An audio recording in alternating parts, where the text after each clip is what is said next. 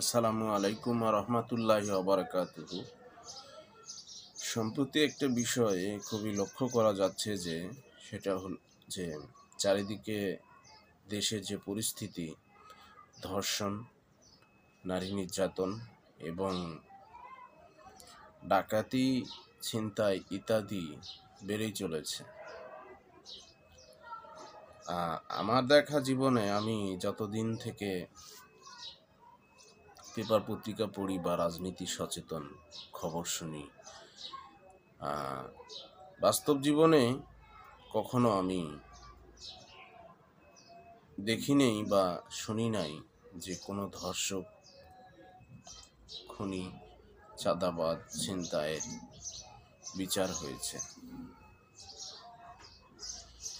বাংলাদেশে ভাইরাল হয় খুনি, চাঁদাবাজি ইত্যাদির ঘটনা বহুল আকারে প্রকাশিত হয়, কিন্তু এই ঘটনাগুলি কখনোই শেষ পর্যন্ত আলোর মুখ দেখেন।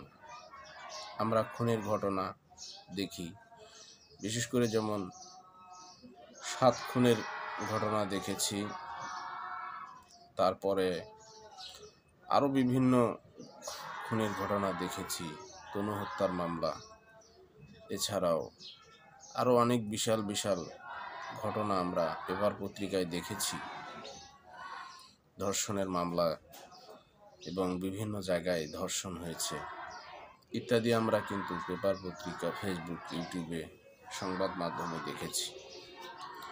পুলিশ তাদের গ্রেপ্তার করেছে, তাদেরকে জেলে নিয়েছে, বিচার শেষ পর্যন্ত আমরা একটাও দেখি নাই যে কোনো একটি হত্যা বা খুনের বা মামলা শেষ পর্যন্ত তার চূড়ান্ত শাস্তি হয়েছে, ফাঁসি হয়েছে, এরকমটা খুব দেখেছি বলে আমার মনে হয় না। হয়তো আপনাদের জানা থাকতে পারে। তবে এটা দেখেছি, জামায়াত নেতাদের ফাঁসি, এটা নিজ চোখে দেখেছি মিডিয়ার সামনে, যে যুদ্ধাপরাধীর দায়ে বিচার প্রক্রিয়ায় জামাতের নেতাদের ফাঁসি হয়েছে, জেল হয়েছে। যেভাবেই হোক, বিচার যে প্রক্রিয়ায় হোক, বাংলাদেশ জামায়াত ইসলামী নেতাদের ফাঁসি দিতে হবে এবং তাদের ফাঁসি দেওয়া হয়েছে, এটাই বাস্তব।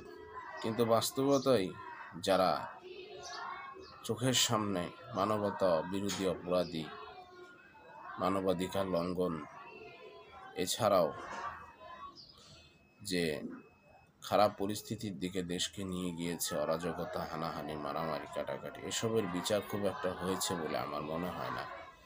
তবে দেখা যাক, নতুন একটা প্রত্যয়ের আশা করছি আমরা। আগামীতে ইনশাআল্লাহ হবে বলে মনে করি। নতুন প্রজন্ম, নতুনের আগমন, নতুনের প্রত্যাবর্তন, আমাদের নতুন সরকার।